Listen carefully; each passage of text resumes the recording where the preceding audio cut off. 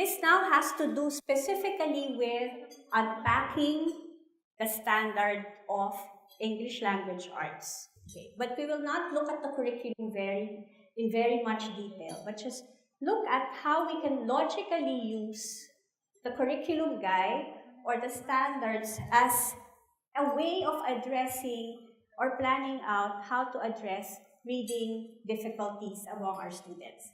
So, 3 questions we're going to try to answer. What is a standard? What is the purpose of standards? And what is the focus of the ELA standards in the K-12 curriculum? Education, and they define academic standards or learning standards as clearly defined statements and illustration of what all students, teachers, schools, and school districts are expected and be able to do. Simple. Okay, these are our goals. These are standards that we want to achieve across all schools, across all regions. Okay. This is from the May 2016 English Curriculum Guide. Okay. You will find that there are specific level standards from grades 4, 5, and 6, and they express almost the same, right? Okay. So these are, I'm not sure though why grade 5 had it broken down in quarters. So try to recall all these standards and see what are similar or different for these.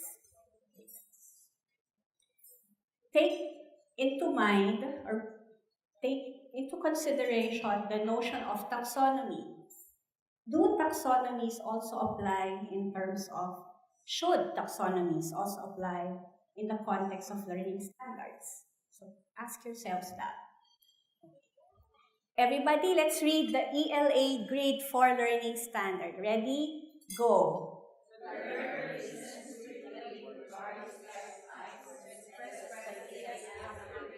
In both oral demonstrates confidence in the use of the language to meet everyday needs and increase independently and excellent communication from our. Okay.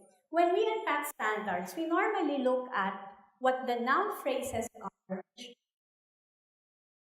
what we call the content, and the verb phrases in the standard. So all you have to do as a group or by your in pairs or partners, encircle the noun phrase in this standard and underline the verb phrases. The noun phrases and verb phrases. There's a page you can write on it. You can write on your handout.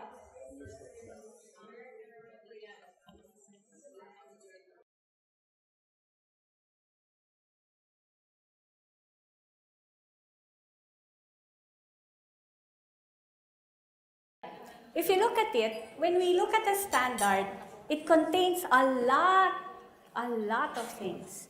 Now, this is probably the encompassing ELA Grade 4 Learning Standard. This is from the document itself. So if you look at the verbs or the verb phrases, I forgot to underline. Listens, how? Listens critically. Expresses ideas accurately. I just highlighted the verb. Demonstrates confidence, reads independently, gets. Okay. What are the noun phrases that you can point out? Various text types, both oral and written forms, the use of the language, relevant information. Now, when we try to analyze or to break down a standard into easier ways of, I think they call it in the other room as subtyping. Do you call it subtyping? I forgot the word they used for it. Subtyping. Subtyping. Subtasking. You cannot achieve this standard in just one lesson, right? Or in one quarter maybe, or not even in 1 month. So what others typically do is they attack each of the verb phrases or each of the standards or what is expected to be able to do by a student into different sub-tasks. Okay. But the learning standard should tell you how or what needs to be assessed in a particular grade level. And that the learning standard should also state clearly what is supposed to be demonstrable or demonstrated, culminating performance at the end of a grade level. Okay. Now, I think you've done this before, right? Be able to unpack the standard? Okay. If we were to look at the way you've identified what we now look at the nouns versus the verbs in the statement, we can look at it as the content versus your performance standards. The content meaning what is supposed to be learned, and the performance being how students are supposed to demonstrate that particular learning. So, let's read it all aloud. Content standards. Number 1, describe.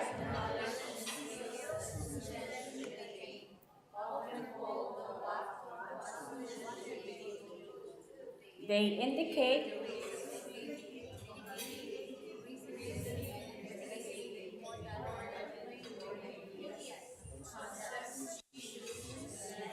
And knowledge essential to the listener. Versus performance standards ng okay, go are statements of how well students must learn what is set out, often called the be able to do of what students should know be able to do. Performance standards, how good is good enough,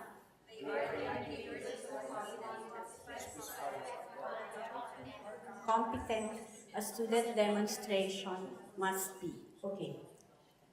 So if we look at it clearly or more intensely, it's not just being able to listen, for instance, that defines an effective grade 4 ELA student. It's the ability to listen critically. It's the ability to express ideas accurately, to demonstrate confidence, to read independently. And the expectation is that these red phrases are what are supposed to be learned, the what, the content. Now, in the document itself, there is a definition. The content standards are defined, what do you call these? The domains. And the performance standards are stated as, if you look at your Bloom's taxonomy, as seemingly like learning competencies or learning objectives. Some would want to call it learning outcomes. Some would call it learning targets, and so forth. But they are all supposed to be demonstrable and accessible. Is that a word? Okay, or measurable. Is there a word as accessible? Could be. Accessible or measurable. Never thought of it. Okay. Now, this is specifically now focused on reading comprehension. From the grade 4 standards in DepEd, these are the content and these are the performance standards. Now, ideally, the content and performance standards should be parallel or compatible. Mag-asawa. Okay, that's a way of putting it. They should more or less be in the same language. Okay, that's how we would want to look at it.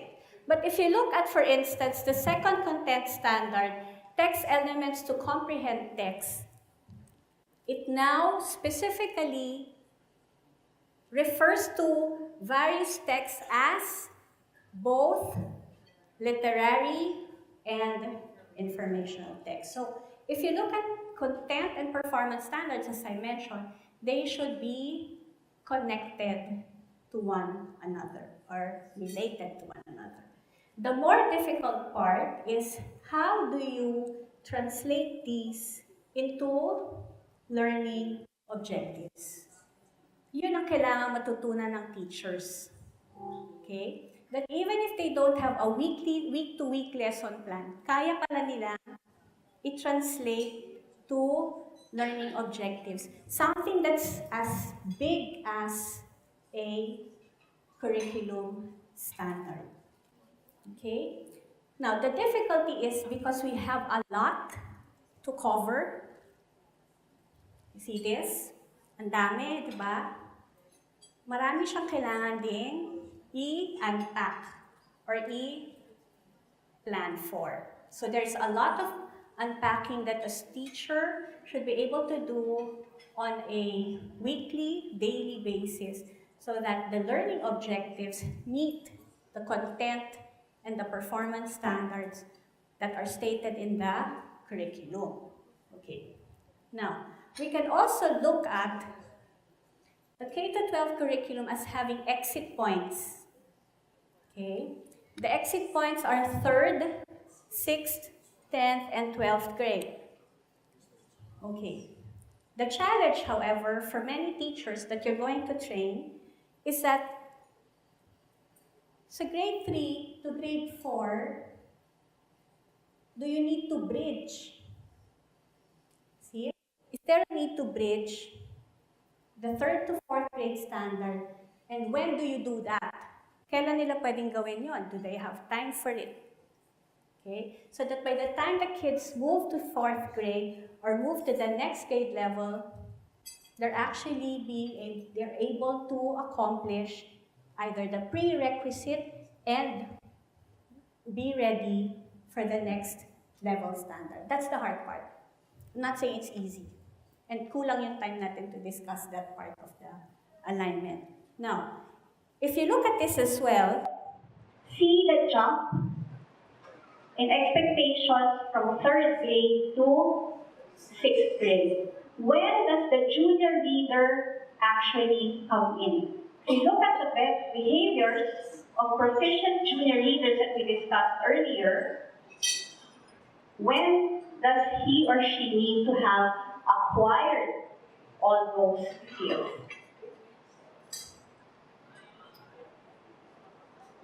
Tingnan niyo siya mabuti. Dito ba? Dito pa ba? If you look at the grade 6 standard, it encompasses all the behaviors of the proficient leader already, the effective junior leader, which means that leading to 6th grade, he already should be building the skills for proficient reading so that he ends up a proficient grade 6 junior leader. Now, one of the things we can also appreciate or should be able to appreciate about the new curriculum is that it looks at the interrelatedness of all language skills. It's not just focused on reading, writing, so forth, but it also underlies the other domains of literacy, which now also include viewing, representing, listening is highly emphasized now in the new curriculum. And these were called the domains. I think this was something discussed with you in many workshops. There are now how many domains? Minsan 15, minsan 14. Okay. Ito. Okay. Yung viewing kasi wala dito. But this was the original, no? There were 14 called domains, and each of those domains have descriptions.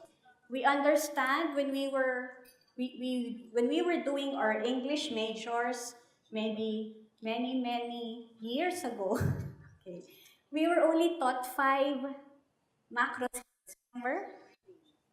reading, writing, speaking, listening, and then there's now viewing. Okay. What I wanted to do is discuss with your seatmates, mark an X where you think the domains belong.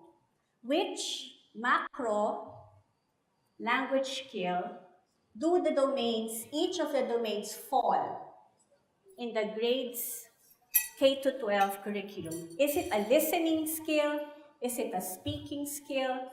Is it a reading, writing, or viewing skill?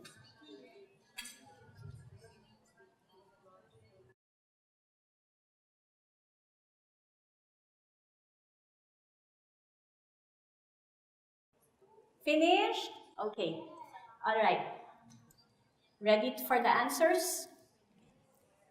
I think some of us, we tend to forget that there are still what we call macro language skills. And even though they are now separated into different domains, we can still consider these as falling within certain macro language skills, which is probably easier of a way to interpret the curriculum as well. Okay, now, what did you notice when you were doing the table?